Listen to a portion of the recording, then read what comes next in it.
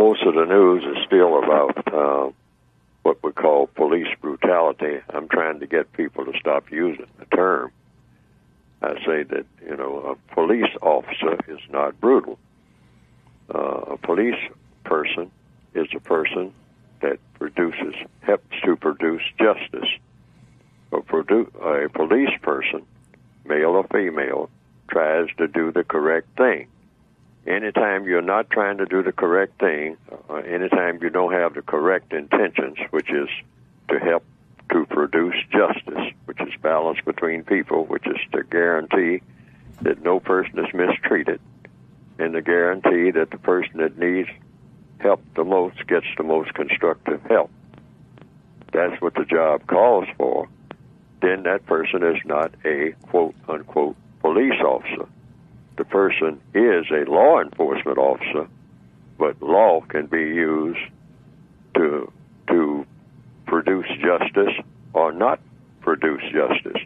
So I say we need a better term for law enforcement officers who are enforcing a law that should not be a law. In other words, an outlaw who is acting as an outlaw.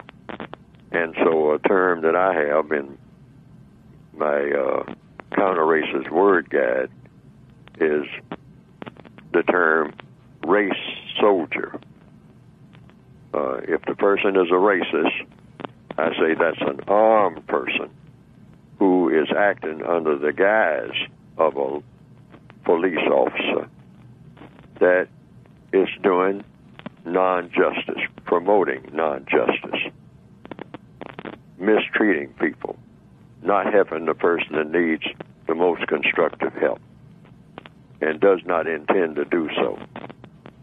That's a race soldier, and that we should isolate that person from what we call the police department, just by the language itself. Language is very important. Words are important. When we say the police are brutal, I mean, there are a lot of law enforcement officers who consider themselves to be police officers who have the correct intention, and they say, well, they're talking about me? I never mistreat anybody. I mean, I'm doing everything I can to help people. That's why I joined up. I don't want to shoot anybody. I don't want to arrest anybody. I just, I just like people. I like all people. I like to, to be of service to people. I like to get my awards, based on how much service I'm rendering and whatnot, and protecting people. I wouldn't, I'm a person. I grew up, and I went to school and whatnot, and I got beat up, and I had people mistreating me, and I was tired of seeing people being mistreated. So, therefore, the person might say that I decided I would become a police officer because I was tired of seeing people that I was around always being mistreated, either by people just out on the street or by people who were wearing a uniform. I've seen that too, so I decided that I would get in a uniform. So there are a lot of people who, when they went into what we call police work, take that position.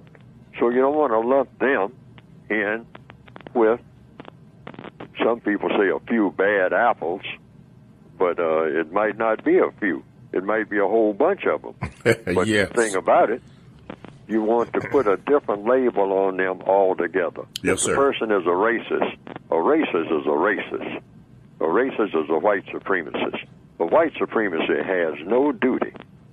A white supremacist has no allegiance